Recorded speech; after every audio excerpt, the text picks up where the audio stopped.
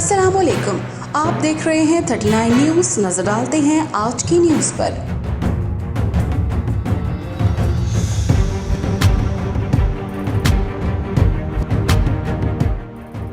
تفصیلات جانتے ہیں اپنے نمائندے راجہ ذوالفقار علی سے۔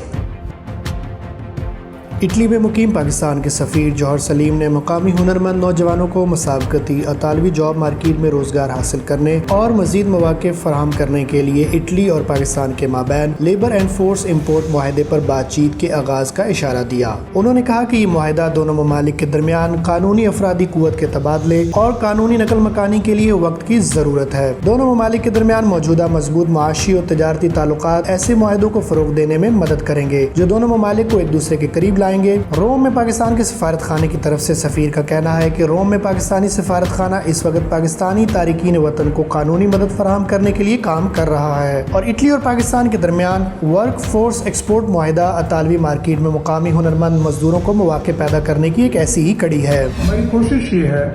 کہ یہاں پہ جو پاکستانی ہمارے ورکرز جو موجود ہیں اور جو مزید آنے کے جن کے مواقع ہیں، ان کے لیے اس کی آسانی پیدا کریں کہ وہ لیگل طریقوں سے یہاں پہ آئیں،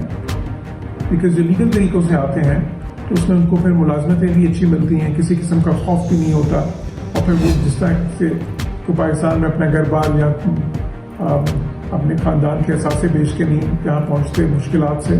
بلکہ بہت ہی جائز اور ایک عزت مندانہ طریقے سے یہاں پہ آتے ہیں۔ تو اس سلسلے میں ہم نے اطالوی حکومت سے ہماری بات چیت چل رہی ہے۔ اصولی طور پہ یہ بات اس پہ اتفاق ہو گیا ہے کہ یہ پاسبلٹی ایکسپلور کی جائے گی ان ملکوں کے بیچ میں ایک لیبر اگریمنٹ سائن کرنے کی، اور وہ لیبر اگریمنٹ جب سائن ہو جاتا ہے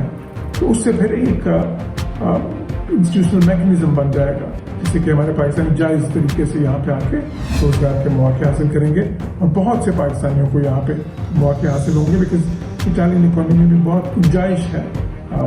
باہر کے ورکرز کے لیے۔ جوہر سلیم نے کہا کہ اٹلی اور پاکستان نے لیبر معاہدے پر بات چیت کرنے کے لیے اصولی طور پر اتفاق کیا ہے، جس سے پاکستان کو اطالوی لیبر مارکیٹ میں جامع مارکیٹ تک رسائی ملے گی۔ راجہ ذوالفقار علی، 39 نیوز، روم، اٹلی۔